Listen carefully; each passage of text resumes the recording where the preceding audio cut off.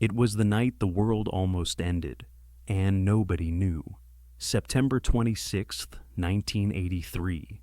Deep inside a Soviet bunker, 100 kilometers south of Moscow, a red light began to flash. 1, 2, 3, 4, 5. The Soviet Union's early warning system had just detected 5 incoming nuclear missiles launched from the United States. 5 minutes. That's all the time left to decide. Do you strike back, or do you risk total destruction? Inside that control room sat Lieutenant Colonel Stanislav Petrov, a man who, with one decision, would save humanity from extinction. To understand how close we came to annihilation that night, we have to rewind. The year was 1983, the darkest point of the Cold War since the Cuban Missile Crisis.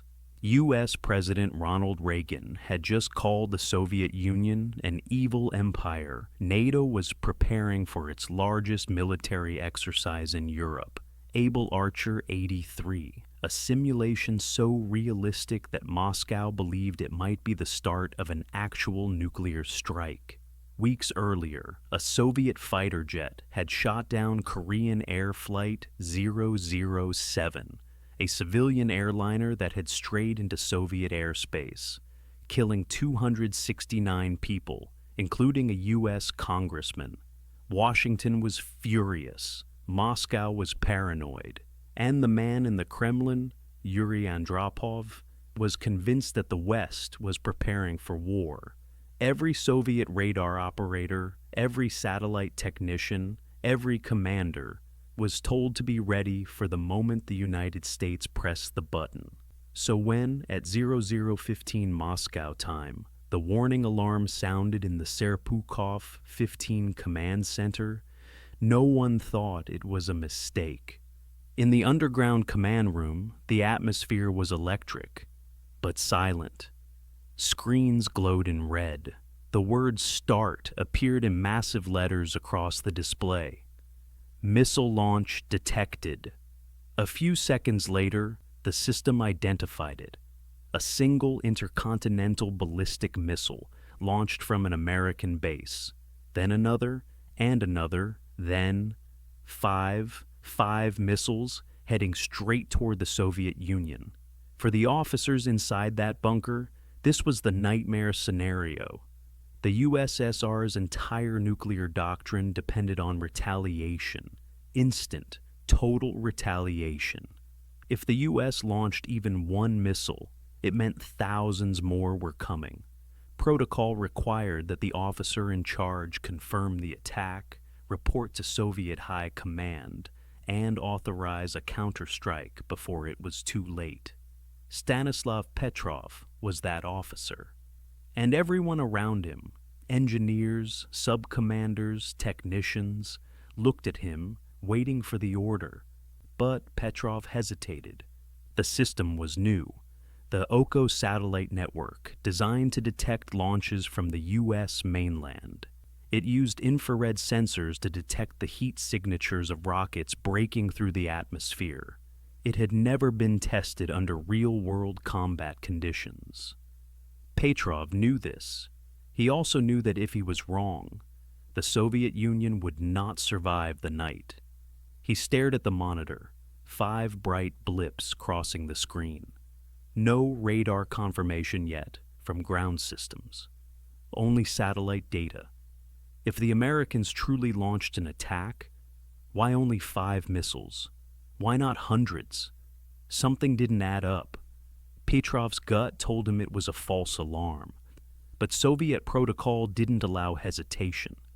If he ignored the alert, and it was real, the USSR would be obliterated before it could retaliate. If he reported it, and it was false, he could start World War III. 5 minutes to decide. He grabbed the phone, connecting to Moscow's early warning headquarters. Petrov's report. The system shows an attack, but I do not confirm launch. I believe it is a false alarm. The voice on the other end demanded confirmation. Petrov stood by his decision. Minutes passed. No missiles arrived, no detonations. The radar screens stayed empty. Petrov was right. Later investigations would reveal what happened. There was no missile launch from the United States that night. The alert was caused by a rare alignment of sunlight and high-altitude clouds over North Dakota. The sun's reflection had fooled the satellite's sensors, creating the illusion of a missile's heat plume. The software interpreted this as multiple launches. The machine was absolutely certain, but Stanislav Petrov didn't trust the machine. He trusted human logic. And that single decision, that refusal to act on automation, prevented the destruction of both nations and possibly the world. Petrov's choice was correct, but it didn't make him a hero in the Soviet Union. He was reprimanded for not following protocol. His actions were buried in secrecy for decades. No medals, no honors, just paperwork and suspicion. He left the military soon after, retiring quietly in a small apartment near Moscow. For years, the world didn't even know his name. Then, in the late 1990s, declassified reports from the Soviet archives revealed the truth, and historians realized just how close we came to extinction. September 26, 1983. The day one man's instinct overruled the most advanced warning system on Earth. In an interview years before his death in 2017, Petrov said quietly, "I was just doing my job. I didn't want to be responsible for starting World War III." He wasn't a soldier that night. He was a guardian, standing between reason and annihilation. We often think machines make us safer. That technology, automation, and algorithms will protect us from human error. But on that night in 1983, it was human judgment that saved us from the machines. If one man hadn't trusted his instincts, there might not be a world left to tell this story. Today, global warning systems are faster, smarter, more connected, but also more dependent on code, sensors, and instant reaction. The next false alarm might not end the same way. This is Crisis Timeline. Stay aware, stay prepared.